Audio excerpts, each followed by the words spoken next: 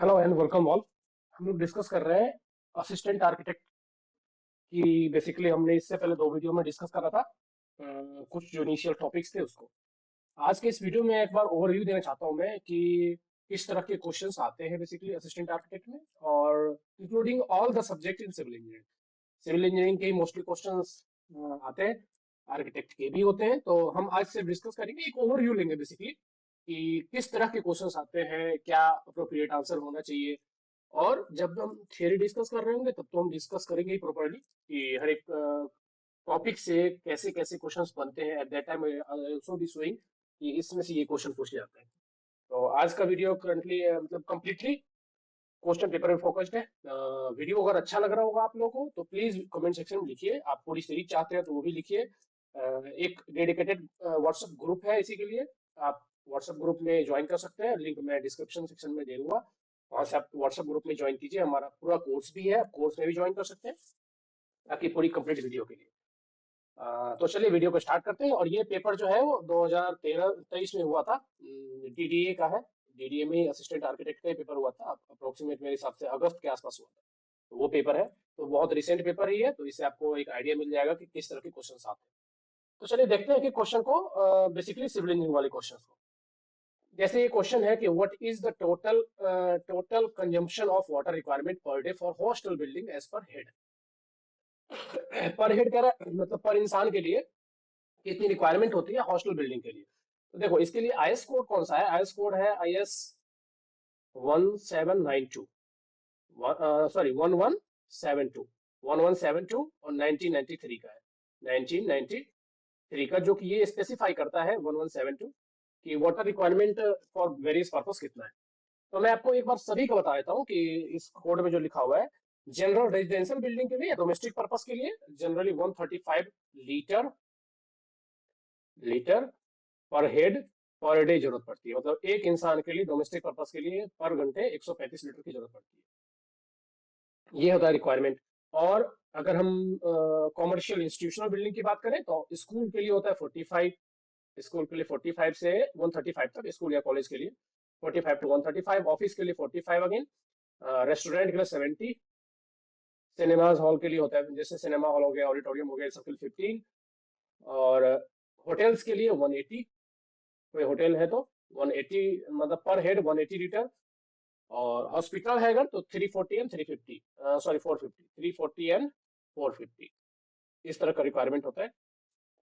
अब यहाँ पे पूछा गया हॉस्टल बिल्डिंग, तो hostel building basically residential building या डोमेस्टिक बिल्डिंग में ही आता है, तो 135 litre is the appropriate answer. Next question देख।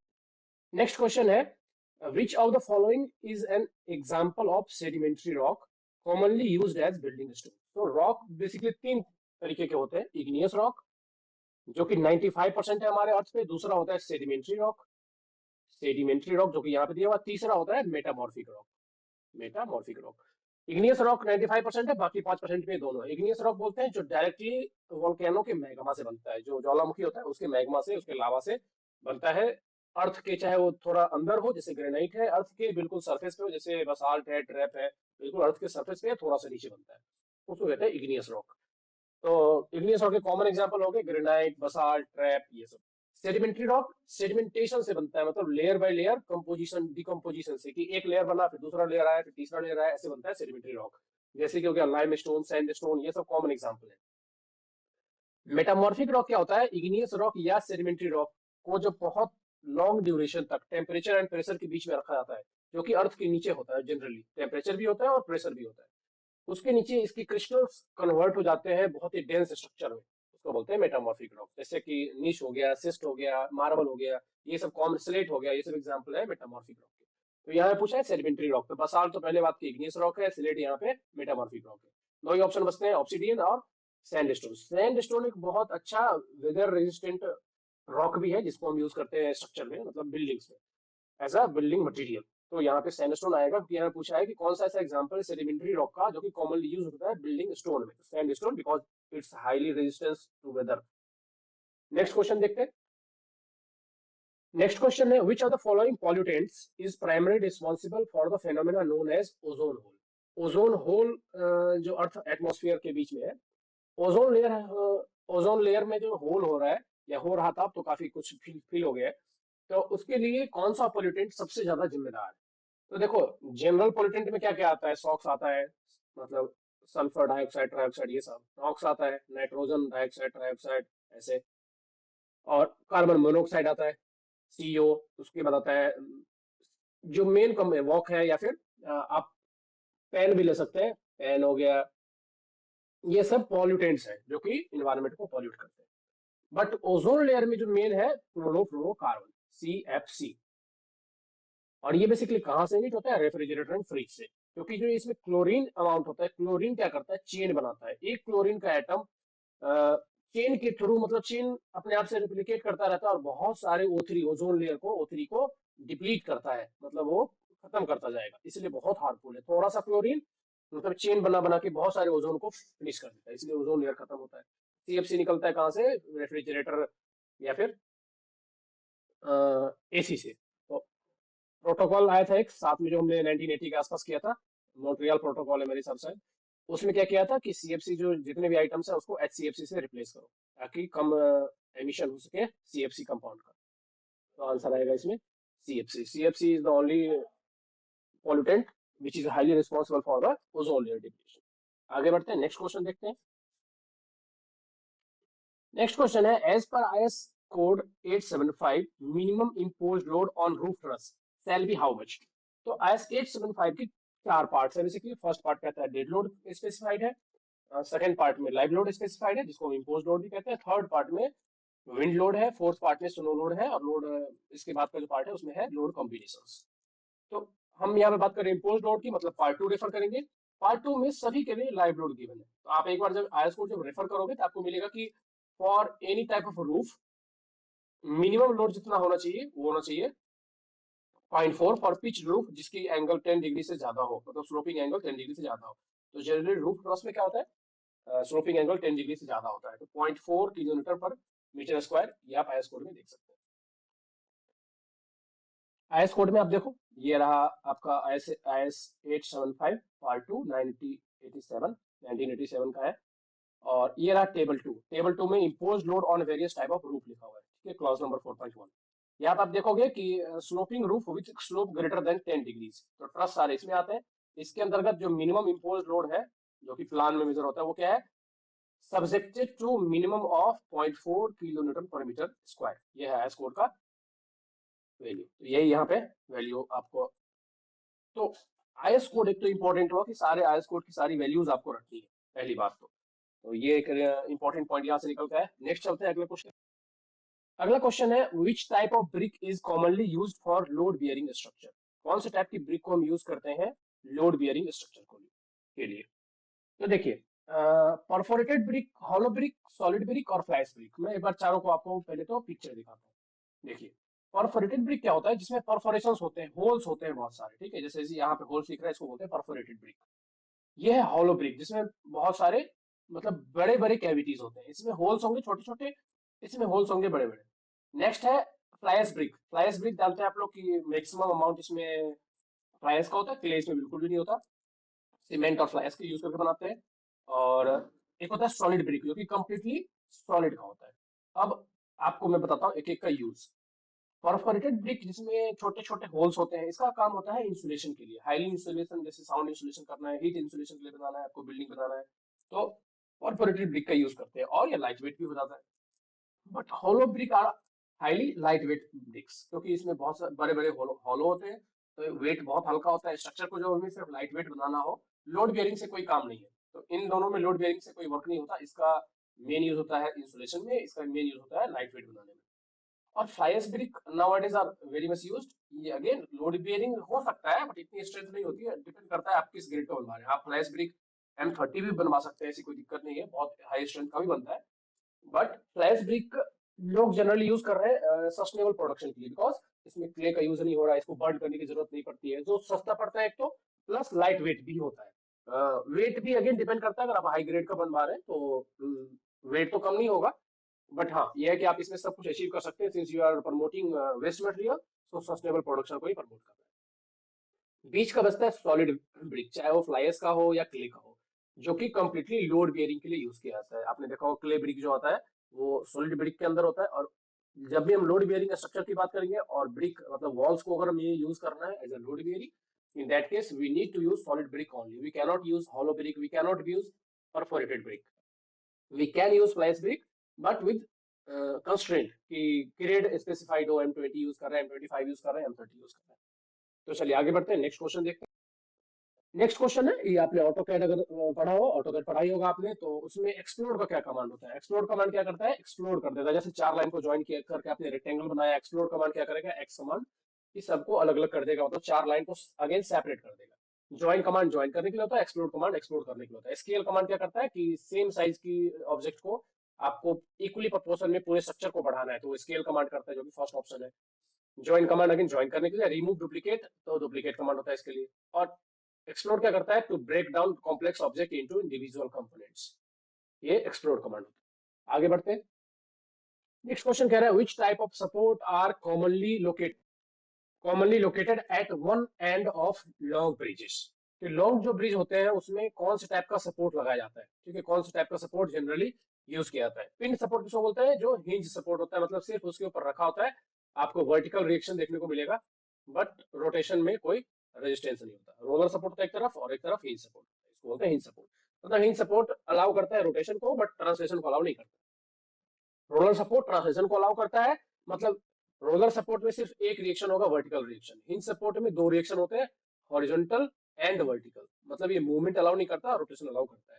फिक्स सपोर्ट में तीनों रिएक्शन होते हैं, हॉरिजॉन्टल, वर्टिकल और रोटेशन, तीनों को रिस्ट्रेन करता है। और स्लाइडिंग में सिर्फ और सिर्फ, जैसे स्लाइडिंग हो गया और रोलर हो गया, इसमें रोलर में अगेन रोलर्स लगे होते हैं, तो मतलब किसी एक फिक्स डायरेक्शन में जाने के लिए। और स्लाइडिंग कहाँ यूज करते हैं? डोर वगैरह में स्लाइडिंग यूज करते हैं।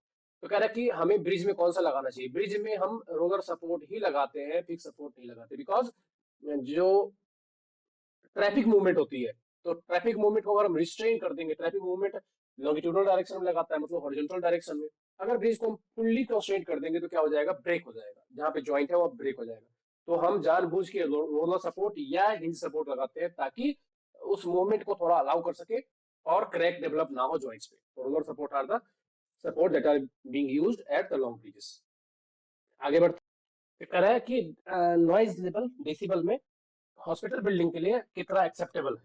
तो मैं आपको सभी जोन का अलग अलग बता देता हूँ। आईएस कोड जो है इसके लिए, जो ये स्पेसिफाई करता है नॉइज 4954 1994, कि कितना शोर शराबा अलाउड है, कितना नॉइज लेवल अलाउड है। तो सबसे पहले आता है रेजिडेंशियल बिल्डिंग। रेजिडेंशियल के लिए ये है 55 डेसिबल से लेके 45 डेसिबल।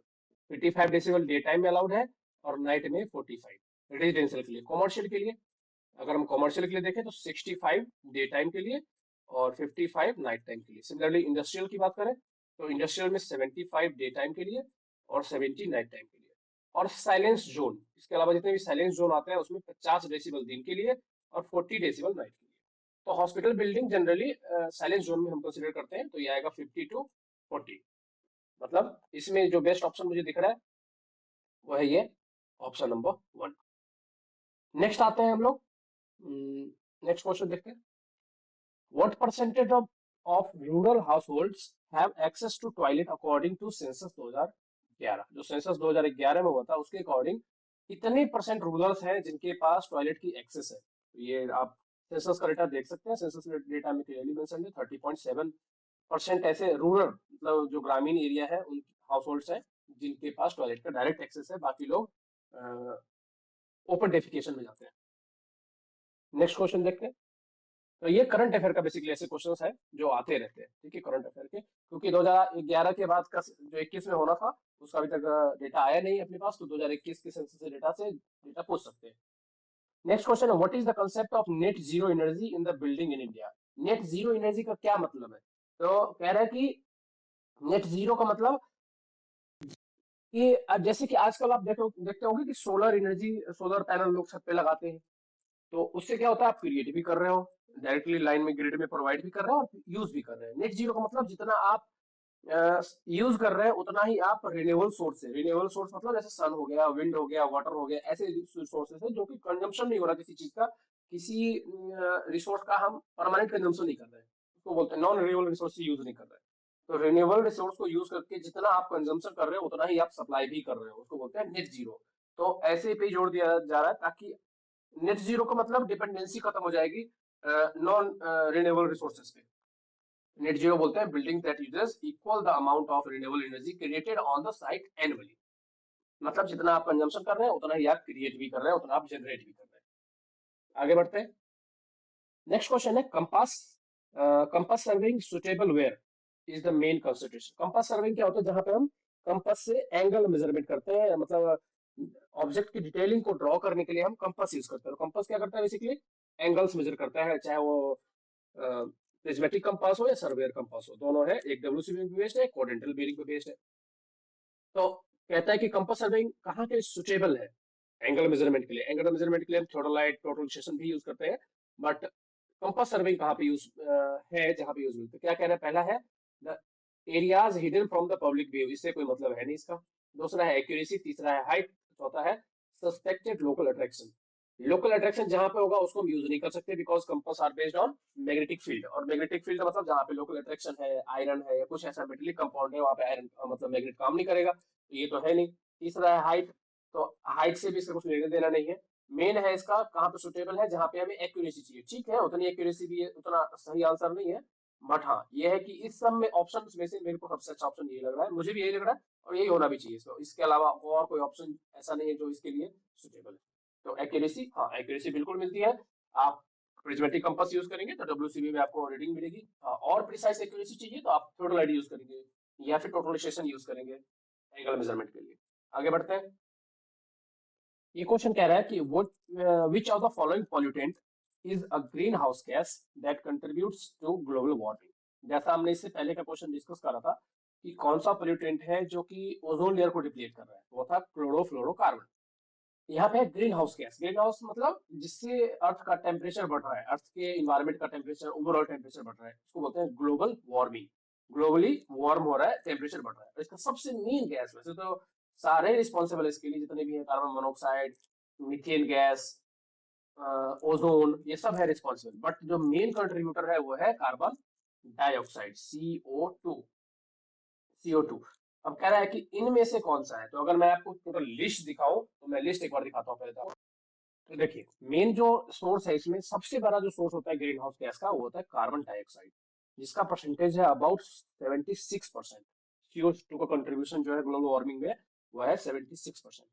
सेकेंड जो कंट्रीब्यूटर है वो है मीथेन गैस। मीथेन गैस का कंट्रीब्यूशन है 16%।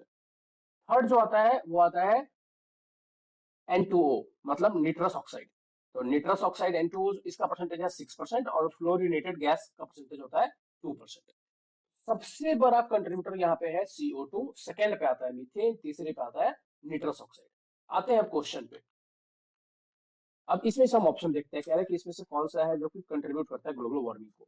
तो फर्स्ट नंबर पे था कार्बन डाइऑक्साइड, तो कार्बन डाइऑक्साइड यहाँ पे डायरेक्ट आंसर नहीं है, इसलिए कार्बन मोनोऑक्साइड यहाँ पे आंसर आएगा। इसका परसेंटेज है 16%। पार्टिकुलर मैटर बहुत ही कम परसेंटेज को कंट्रीब्यूट करता है। और नाइट्रस ऑक्साइड NO2 नहीं है, N2O है। ये नाइट्रोजन ऑक्साइड नहीं है, डाइऑक्साइड नहीं है, बल्कि ये निट्रस ऑक्साइड जो होता है मेन कंट्रीब्यूटर होता है। तो ये दोनों तो वैसे ही नहीं है। और CH4 यहाँ पे 16% कंट्रीब्यूट करता है। यहाँ पे हम CO को मान लेते हैं, CO2 है, CO2 ऑप्शन होता तो वो डायरेक्ट आंसर होता, बट CO2 अगेन यहाँ पे CO, अगर हम स्पेसिफाइड, अगर ये किसी हाई लेवल का एग्जाम होता तो ये CO आंसर गलत होता, मीथेन आंसर सही होता, बट चूंकि असिस्टेंट आर्किटेक्ट का है तो ये यहाँ पे CO आंसर हम कंसीडर कर सकते हैं। आगे बढ़ते हैं नेक्स्ट क्वेश्चन पे। नेक्स्ट क्वेश्चन कह रहा है कि purpose of AutoCAD command fillet. Fillet command और चैम्फर कमांड आप जानते हो। फिलेट कमांड क्या करता है, अगर रेक्टेंगल है तो फिलेट क्या करता है, राउंडेड कॉर्नर बना देता है, ऐसा राउंड कर देता है। और चैम्फर क्या करता है, इसको ऐसे रेक्टेंगल, मतलब ये स्ट्रेट लाइन के साथ कर देता है, इसको बोलते हैं चैम्फर। और अगर राउंडेड है तो उसको बोलते हैं fillet. To create a rounded corner between two lines और ऑब्जेक्ट। 3D नहीं करता है, to create a smooth transition भी नहीं करता है। और to create a chamfered, chamfered हम जानते हैं चैम्फर कमांड होता है। नेक्स्ट देखते हैं। नेक्स्ट क्वेश्चन क्या कह रहा है कि how does the moment of inertia change when the mass distribution of object is concentrated closer to its axis of rotation। यानी कि मोमेंट ऑफ इनर्शिया कैसे चेंज होता है जब मास डिस्ट्रीब्यूशन जो ऑब्जेक्ट का वो सेंटर पे concentrated closer to its axis of rotation, वहीं पे अगर कंसंट्रेटेड है तो मोमेंट ऑफ इनर्शिया कैसे चेंज होता है। तो देखो, moment of inertia basically mr square होता है। फॉर्मूला अगर हम देखें तो sigma of M R square. Mass तो फिक्स है और आर स्क्वायर के डायरेक्टली प्रोपोर्शनल होता है। मतलब आर स्क्वायर जितनी डिस्टेंस पे सेंटर ऑफ एक्सिस जहां से रोटेशन हो रहा है वहां से जितनी दूर पे मास डिस्ट्रीब्यूटेड है उतना ही ज्यादा होता जाएगा मोमेंट ऑफ इनर्शिया। जितनी कम डिस्टेंस पे सिचुएटेड है मास उतना ही मोमेंट ऑफ इनर्शिया घटता जाएगा। तो सेंटर के जितना पास होगा एक्सिस ऑफ रोटेशन के जितना पास होगा मोमेंट ऑफ इनर्शिया उतना कम होता जाएगा क्योंकि आर स्क्वायर की वैल्यू घटती जाएगी। और जैसे जैसे वो दूर जाता जाएगा, कोई एक मान लो डिस्क है, ऐसा डिस्क मान लेते हैं, और ये इस तरह का डिस्क है और उसको इस एक्सिस के अबाउट रोटेट करेंगे तो मास इसका यहाँ पे डिस्ट्रीब्यूटेड है तो इसका मोमेंट ऑफ इनर्शिया बहुत बढ़ जाएगा क्योंकि आर स्क्वायर की वैल्यू यहाँ पे बहुत बढ़ गई। लेकिन अगर कोई ऐसा डिस्क है जो कि सेंटर पे ही सारा वॉल्यूम यहाँ पे है बाकी सब हॉलो है तो जाहिर सी बात है इसका मोमेंट ऑफ इनर्शिया घट जाएगा। तो यही कह रहा है कि अगर सेंटर पे कंसंट्रेटेड हो तो मोमेंट ऑफ इनर्शिया पे क्या फर्क पड़ेगा, विल बी डिक्रीज क्योंकि आर स्क्वायर घट जाएगा यहाँ पे। नेक्स्ट क्वेश्चन देखते हैं। नेक्स्ट क्वेश्चन कह रहा है which is the best method of solving a 3 point problem. 2 point problem और 3 पॉइंट प्रॉब्लम किसका है, ये है प्लेन टेबल सर्वेइंग का। और जब हम ओरिएंट करते हैं टेबल को तब टेबल के ओरिएंटेशन में काम आता है। 2 पॉइंट प्रॉब्लम में क्या होता है, 2 पॉइंट हमारे पास नोन पॉइंट्स होते हैं जिसकी लोकेशन हमारे ड्राइंग शीट पे ऑलरेडी ड्रॉन होती है। उन दोनों को यूज करके हम टेबल की ओरिएंटेशन अगले दिन के लिए फिक्स करते हैं कि हाँ ये ऐसे ड्रॉ हुआ। 3 पॉइंट प्रॉब्लम में क्या है, 3 पॉइंट होते हैं। तो कई सारे सॉल्यूशंस हैं। अब जैसे कि यहाँ पे 3 पॉइंट प्रॉब्लम के इसमें से बेस्ट मेथड कौन सा है वो देखते हैं। तो बेसिकली 3 पॉइंट प्रॉब्लम को सॉल्व करने की 3 टेक्निक है बेसिकली। पहला है मैकेनिकल। मैकेनिकल में आता है जैसे कि 3 आर्म प्रोटेक्टर मेथड आता है, बेसल्स मेथड आता है। ये 2 मेथड है मैकेनिकल मेथड में, मतलब इसके 2 मेथड है। ये सबसे कम एक्यूरेट होते हैं बट ये बहुत फास्ट होते हैं, आपको तुरंत आंसर दे देंगे। जब हमारे पास एप्रोप्रिएट इक्विपमेंट्स नहीं है, हमें तुरंत रिजल्ट चाहिए तो मैकेनिकल मेथड का यूज करेंगे। जैसे कि बेसल्स मेथड हो गया, 3 आर्म प्रोटेक्टर मेथड हो गया ये। दूसरा मेथड जो होता है ग्राफिकल, जो कि यहाँ पे फर्स्ट में लिखा हुआ। ग्राफिकल मेथड में 2 टेक्निक है, जैसे कि ट्रेसिंग पेपर मेथड है, लेमन रूल है, ये सब ग्राफिकल मेथड है। ये इंटरमीडिएट लेवल के होते हैं, मतलब ये एक्यूरेसी तो देते हैं बट अगर बहुत ही सोफिस्टिकेटेड इंस्ट्रूमेंट हमारे पास अवेलेबल नहीं है तब हम इनका यूज कर सकते हैं ट्रेस करके ग्राफिकली। तो ये मॉडरेट रिजल्ट देते हैं, मतलब ये उतने एक्यूरेट भी नहीं होते और उतने लाइट भी नहीं होते, मतलब मॉडरेट रिजल्ट आपको मिलेंगे। सबसे जो बेस्ट होता है वो होता है एनालिटिकल, मतलब इसमें हम एनालिटिक्स का यूज करते हैं, मैथमेटिक्स का यूज करते हैं। जैसे कि इसका मेथड है ट्रायल एंड एरर मेथड। ये एनालिटिक मेथड का एक टाइप है। ये सबसे एक्यूरेट और सबसे टीडियस है, लेंदी भी है। तो जहाँ पे हाईली कॉम्प्लेक्स वर्क है, बहुत ही हाई एक्यूरेसी हमें चाहिए, at that time I will be using an analytical method और ट्रायल एंड एरर मेथड। आप में से इन दोनों में से कोई भी ऑप्शन होता है आप उसको टिक करते हैं। Graphical method are the second highest accurate method, whereas the mechanical method are the least accurate method. ठीक है, तो ये था। नेक्स्ट नेक्स्ट जो क्वेश्चन है वो कह रहा है कि which type of support allows translation in one direction but prevents translation in perpendicular direction. Question बहुत सिंपल है, कह रहा है कि जो कि एक डायरेक्शन में ट्रांसलेशन को अलाउ करता है लेकिन परपेंडिकुलर डायरेक्शन में ट्रांसलेशन को प्रिवेंट करता है। ट्रांसलेशन मतलब होता है मूवमेंट और रोटेशन मतलब होता है रोटेशन, कि रोटेट कर रहा हो। ट्रांसलेशन जो एक डायरेक्शन में अलाउ करे दूसरी डायरेक्शन में प्रिवेंट करे। रोलर सपोर्ट क्या करता है, दोनों ही डायरेक्शन में अलाउ करता है। पिंच सपोर्ट क्या करता है, ट्रांसलेशन अलाउ ही नहीं करता, सिर्फ रोटेशन अलाउ करता है। तो ये 2 ऑप्शन वैसे ही गलत हो गए। फिक्स सपोर्ट ना तो ट्रांसलेशन अलाउ करता है ना ही रोटेशन अलाउ करता है किसी भी डायरेक्शन में, तो ये 3 ऑप्शन वैसे ही नहीं हुए। स्लाइडिंग सपोर्ट क्या करता है, स्लाइडर होता है, बेसिकली स्लाइडर होता है जो कि सिर्फ जिस डायरेक्शन में आपने डिफाइन कर रखा है कि इस डायरेक्शन, जैसे गेट वगैरह होता है, गेट में आपने देखा होगा स्लाइडर नीचे लगा होता है, तो एक फिक्स डायरेक्शन में सिर्फ ट्रांसलेशन अलाउ करता है, बाकी किसी भी डायरेक्शन में अलाउ नहीं होता है, तो इसको बोलते हैं स्लाइडिंग सपोर्ट। नेक्स्ट क्वेश्चन देखते हैं। नेक्स्ट कह रहा है which of the following material is known for high thermal insulation property. ऐसी कौन सी इसमें से मटेरियल है जो कि सबसे ज्यादा heat insulation, thermal insulation means heat insulation, जो हीट को रेजिस्ट करता है पार होने के लिए। स्टील, कंक्रीट, ग्लास और पॉलिएस्टर फोम। आप वैसे भी बता सकते हो, जितना डेंस स्ट्रक्चर है, जितना कनेक्टेड स्ट्रक्चर है एटम्स चाहिए हीट को ट्रांसफर करने के लिए, जितना डेंस है, जितना मेटेलिक है उतना ही ज्यादा हीट इंसुलेट होगा। तो स्टील नहीं होगा। स्टील और कंक्रीट की थर्मल एक्सपेंशन की कोफिशिएंट होती है 12 इंटू 10⁻⁶। तो अप्रोक्सीमेट ये दोनों सेम होते हैं पर डिग्री सेल्सियस। इन दोनों की अल्फा की वैल्यू होती है 12 इंटू 10⁻⁶। तो ये दोनों काफी इंसुलेटेड होते हैं क्योंकि इनकी कोफिशिएंट ऑफ थर्मल एक्सपेंशन बहुत ज्यादा है। Glass again is a plastic material, तो ये बेसिकली थर्मल इंसुलेशन में बिल्कुल अप्रोप्रिएट नहीं है। फोम्स, क्योंकि इनके पार्टिकल्स एटम्स बहुत दूर दूर सिचुएटेड होते हैं, तो बीच में वेकेंट स्पेस होता है, एम्प्टी स्पेस होता है, जिसकी वजह से क्या होता है आपको यहाँ पे एम्प्टी स्पेस की वजह से काफी इंसुलेशन प्रॉपर्टी देखने को मिलती है। आगे चलते हैं। मैक्सिमम बेंडिंग मोमेंट कह रहा है कि किस where is the maximum bending moment typically located in a simply supported beam with a concentrated load at centre. Simply supported beam है और सिंपली सपोर्टेड बीम में कंसंट्रेटेड लोड है सेंटर पे, तो मैक्सिमम बेंडिंग मोमेंट कहाँ पे आएगा? इसका बेंडिंग मोमेंट डायग्राम अगर बनाएंगे तो ऐसा आएगा। तो जहां पे भी लोड है, ये लोड चाहे सेंटर में हो चाहे कहीं पे भी हो, अगर सिंपली सपोर्टेड बीम है और कंसंट्रेटेड लोड है, तो कंसंट्रेटेड लोड जहां पे भी होगा वहीं पे आएगा क्या? Maximum bending moment. ठीक है, तो आपको क्या ध्यान रखना है कि सिंपली सपोर्टेड बीम है या फिर फिक्स सपोर्ट है। तो क्वेश्चन क्या पूछा है वो देखना है। अगर बेंडिंग मोमेंट पूछ रहा है तो बेंडिंग मोमेंट यहाँ पे होगा। इसका शियर फोर्स डायग्राम कैसा बनेगा? तो शियर फोर्स डायग्राम इसका कुछ इस तरीके का बनेगा। यहाँ से यहाँ तक इक्वल रहेगा, फिर यहाँ से नीचे आया, फिर यहाँ पे ऐसा आया, फिर यहाँ पे ऐसा आया। तो आप क्वेश्चन को दोबारा पढ़ते हैं। Where is the maximum bending moment typically located in a simply supported beam with a concentrated load at centre. At the point where between centre and the support, बिल्कुल नहीं।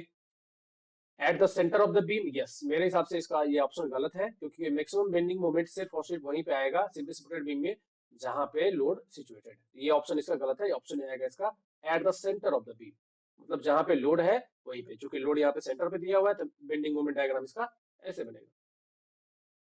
बेंडिंग मोमेंट कांस्टेंट तो होगा नहीं। Shear force अगर maximum पूछता है तो shear force क्योंकि कांस्टेंट है, तो आप शियर फोर्स के केस में सपोर्ट आंसर हो सकता था, हालांकि वो भी इतना अप्रोप्रिएट नहीं है क्योंकि शियर फोर्स कांस्टेंट रहेगा अगर एक ही सेंटर पे कंसंट्रेटेड लोड है तो।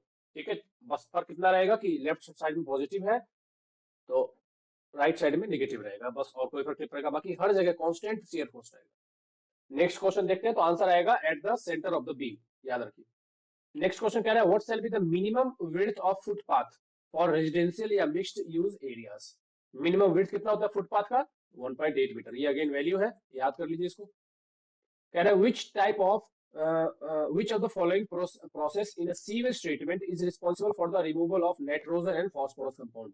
नाइट्रोजन एंड फॉस्फोरस ये काफी हाईली मतलब कॉम्प्लेक्स कंपाउंड होते हैं। तो तीन तरह के सीवेज में ट्रीटमेंट होता है, primary, secondary and tertiary. Primary मतलब स्क्रीनिंग वगैरह होता है, ये जो बड़े बड़े पार्टिकल्स हैं जैसे कि कोई ट्री है, प्लांट है, डेड बॉडीज है, इन सबको हटाने के लिए प्राइमरी होता है। सेकेंडरी में क्या होता है? जैसे कि सेडिमेंटेशन, स्किमिंग, ये सब होता है सेकेंडरी में। और टर्सरी में क्या होता है? डिकम्पोजिशन, कंप्लीटली डिकम्पोजिशन करते हैं। तो डेंटरिफिकेशन प्राइमरी ट्रीटमेंट, सेकेंडरी ट्रीटमेंट इसमें नहीं आएगा, आएगा क्या? Tertiary treatment. तो जितने भी सॉल्यूबल कंपाउंड या हाईली कॉम्प्लेक्स कंपाउंड होते हैं उनको डिकम्पोजिशन के थ्रू, चाहे एरोबिक हो चाहे एनएरोबिक हो, इन दोनों ऑप्शन से हम हटाते हैं, जो कि टर्सरी ट्रीटमेंट के अंदर आता है।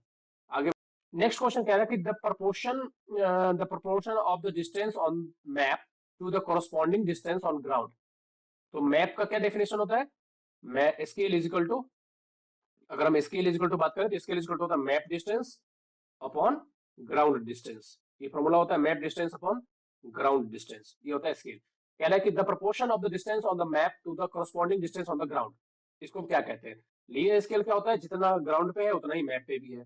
प्लेन स्केल, डायगोनल स्केल और रिप्रेजेंटेटिव फ्रैक्शन। आरएफ किसको बोलते हैं? कि जब जैसे लिखा हो कि 1/50, इसको बोलते हैं आरएफ। दोनों का स्केल कि वन, जैसे हम बोले कि 1 centimetre on map is equal to 50 metre on ground. अब इसको हम आरएफ में कन्वर्ट करने के लिए क्या करेंगे? नीचे वाले को भी हम सेंटीमीटर में बदलेंगे, तो यहाँ भी 100 से अगर मल्टीप्लाई कर देंगे तो ये आरएफ में कन्वर्ट हो जाएगा। तो दोनों जब प्रोपोर्शनल होता है, मतलब सेम डिस्टेंस में प्रोपोर्शनल होता है, तो उसको क्या कहते हैं?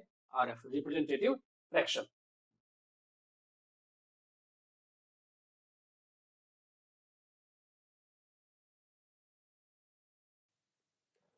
नेक्स्ट क्वेश्चन कह रहा है कि which of the following is not a common type of stone used as a building material. इनमें से कौन सा बिल्डिंग मटेरियल है जो कि कॉमनली यूज नहीं होता है? Gypsum, granite, limestone and marble. हम सभी जानते हैं कि इन तीनों का यूज हम करते हैं फ्लोरिंग के लिए। फ्लोरिंग के लिए हम तीनों का यूज करते हैं। और जिप्सम किस में काम में आता है? जिप्सम रिटार्डेशन की तरह यूज होता है सीमेंट बनाने के लिए।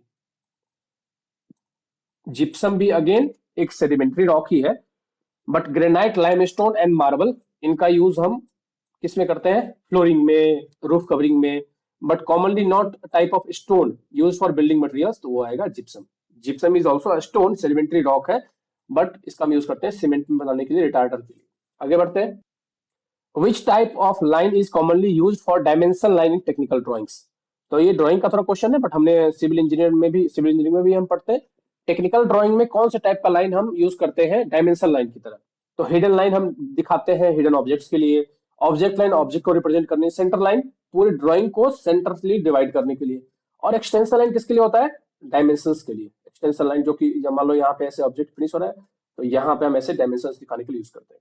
तो डायमेंशन लाइन होता है टेक्निकल ड्राइंग में, एक्सटेंशन लाइन यूज करते हैं इसके लिए। नेक्स्ट क्वेश्चन कह रहा है what is the purpose of AutoCAD command hatch. Hatching के लिए हम क्या यूज करते हैं, हैचिंग आपने देखा होगा कि ग्रेडियंट हैचिंग भी होती है, ऑब्जेक्ट हैचिंग भी होती है। ऑब्जेक्ट मतलब मटेरियल क्या है, मटेरियल किस चीज का बना हुआ है, उसकी टेक्सचर बताने के लिए हम हैचिंग यूज करते हैं। तो कह रहा है कि to fill an enclosed area with a pattern और सॉलिड कलर, बिल्कुल ठीक है। To create a gradient fill effect, हाँ ये भी हो सकता है क्योंकि ग्रेडियंट भी हम हैचिंग कर सकते हैं। Gradient fill but proper hatching के अंदर नहीं आता, हैचिंग का एक टाइप है। टू ऐड द टेक्स्ट, इसके लिए हम टेक्स्ट ऐड करते हैं। To align object along the specified path, बिल्कुल नहीं। तो हैचिंग का मेन पर्पस है, हैचिंग से अब चाहे कॉन्क्रीट का होगा तो ऐसे कोर्स एग्रीगेट, सीमेंट के लिए डॉट डॉट डॉट ऐसे दिखाया होगा, वुड यूज करेंगे तो वुड का टेक्सचर दिखाएगा, अगर मेटेलिक यूज करेंगे तो मेटेलिक का टेक्सचर दिखाएगा। तो बेसिकली हैशिंग का मतलब क्या है, तो इनक्लोज्ड एरिया को एक पैटर्न या फिर सॉलिड कलर से फिल करने के लिए हैचिंग को हम यूज करते हैं। नेक्स्ट क्वेश्चन देखते हैं। कह रहा है which type of load is typically responsible for causing lateral deflection and bending in structural members। कौन से टाइप का लोड है जो कि लेटरल डिफ्लेक्शन मतलब लेटरल मूवमेंट देता है और बेंडिंग देता है स्ट्रक्चर में। तो ये अगर हमारा बिल्डिंग है तो जितने भी डेड लोड और लाइव लोड्स होते हैं वो वर्टिकली डाउनवर्ड डायरेक्शन में लगते हैं। ये सिर्फ बेंडिंग मोमेंट और शियर फोर्स इंपार्ट करते हैं। हाँ टॉर्शन भी थोड़ा बहुत होता है, but bending moment and shear force is the prime thing. Horizontal movement इसमें बिल्कुल भी नहीं होता। तो यहाँ पे मेन कॉज पूछा है लेटरल डिफ्लेक्शन भी। लेटरल मूवमेंट दो कारणों से होता है, विंड की वजह से और अर्थक्वेक की वजह से। तो डेड स्नो लाइव ये सब वर्टिकल लोड है, ये सब सिर्फ वर्टिकल बेंडिंग मोमेंट देंगे, शियर फोर्स देंगे, टॉर्शन दे सकते हैं, but they can not impart lateral deflection. Lateral deflection के लिए विंड या अर्थक्वेक होना चाहिए। तो ऑप्शन आएगा 1। नेक्स्ट कह रहा है कि which type of force is responsible for pulling a structure apart. कौन सा इसमें से फोर्स है जो दो पार्ट में डिस्ट्रीब्यूट कर देता है स्ट्रक्चर को। Tension, shear, bending and compression. Compression में तो क्रश हो जाएगा, इसमें दो पार्ट में बटेगा नहीं। बेंडिंग से क्या होगा, जैसे ये बीम है, बेंडिंग में क्या होगा, ये ऐसे बेंड हो जाएगा, बेंड हो जाएगा। शियर में क्या होगा, शियर फोर्स अगर ज्यादा होगा तो शियर क्रैक्स दिखेंगे 45 डिग्री पे शियर क्रैक्स। टेंशन की वजह से क्या होगा, अगर एक ऑब्जेक्ट ऐसे फोर्स लग रहा है एक ऑब्जेक्ट पे और ऐसे फोर्स लग रहा है तो ये दो पार्ट में स्प्लिट हो जाएगा, यहाँ यहाँ बिल्कुल दो पार्ट में। तो tension is the force which is responsible for the splitting of the object। Next question है which of the following is not a component of solid waste management। Solid waste management नाम से clear है कि waste कैसा है, solid है, ठीक है। तो सॉलिड वेस्ट मैनेजमेंट के लिए इनमें से कौन सा मेथड का या कंपोनेंट नहीं है। Transportation, reduction, disposal and collection. तो सॉलिड वेस्ट को कलेक्शन करते हैं, बिल्कुल करते हैं, डिस्पोज करते हैं, बिल्कुल करते हैं, ट्रांसपोर्ट करके। तो सबसे पहला काम क्या होता है, collection, transportation and then disposal. ये तीन प्रोसेस होता है। रिडक्शन का काम सॉलिड वेस्ट में नहीं होता, ये ऑर्गेनिक कंपाउंड में होता है, इसलिए रिडक्शन कंपाउंड इसमें नहीं आएगा, ये इसका एक कंपोनेंट नहीं है। नेक्स्ट क्वेश्चन कह रहा है कि ये थोड़ा मटेरियल से रिलेटेड है बट ये पूछे जाते हैं कई बार। Which of the following sewer pipe material. तो सीवर पाइप बहुत सारे मटेरियल से मिलकर बनता है। Offer the highest resistance to chemical corrosion and commonly used in industrial waste water application. तो वेस्ट पे डिपेंड करता है कि किस टाइप का वेस्ट है, उसी के आधार पे मटेरियल डिसाइड किया जाता है कि कौन से मटेरियल का सीवर पाइप होगा। तो कह रहे हैं कि ऐसा कौन सा मटेरियल यूज करते हैं जो कि केमिकल वेस्ट को कैरी करने के लिए यूज होता है। पीवीसी है पहला, पॉलीविनाइल क्लोराइड, दूसरा है कंक्रीट, तीसरा है हाई डेंसिटी पॉलीथिलीन जिसे हम एचडीपी कहते हैं, और तीसरा है कास्ट, चौथा है cast iron.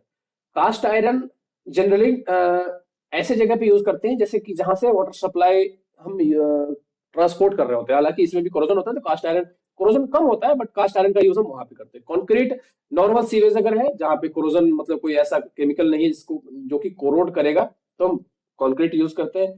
PVC general sewage sewer को, जैसे डोमेस्टिक सीवेज है इनको कैरी करने के लिए। बाकी हाई डेंसिटी पॉलीथिलीन एचडीपी जिसे हम कहते हैं, इसको हम कहाँ पे यूज करते हैं, जहां पे बहुत ही केमिकली रेजिस्टेंस प्रोवाइड करना हो तो हम एचडीपी यूज करते हैं। एचडीपी पाइप मटेरियल मैं आपको दिखाता हूँ कैसा होता है। HDPE पाइप कुछ इस तरह का होता है, जो ये दिख रहा है आपको, ये है HDPE पाइप। तो इन पाइपों का यूज करते हैं जनरली सीवेज, उन सीवेज को कैरी करने के लिए जिसमें एसिडिक रिएक्शन बहुत ज्यादा हो, एसिडिक कंटेंट बहुत ज्यादा हो, जैसे कि इंडस्ट्रियल वेस्ट को। आगे बढ़ते हैं। क्वेश्चन कह रहा है कि which force is responsible for causing deformation और डिस्प्लेसमेंट इन अ स्ट्रक्चर। कौन सा फोर्स है जो कि स्ट्रक्चर के अंदर डिस्प्लेसमेंट या डिफॉर्मेशन, डिफॉर्म मतलब शेप चेंज हो जाना, डिस्प्लेस मतलब शेप चेंज नहीं होगा, आगे पीछे डिस्प्लेस हो जाएगा, दोनों में अंतर है। तो कह रहा है कि कौन सा फोर्स है जो कि डिफॉर्मेशन और डिस्प्लेसमेंट या इन दोनों में से कोई भी एक कॉज करता है। Residual force, static force, applied force और डायनामिक फोर्स।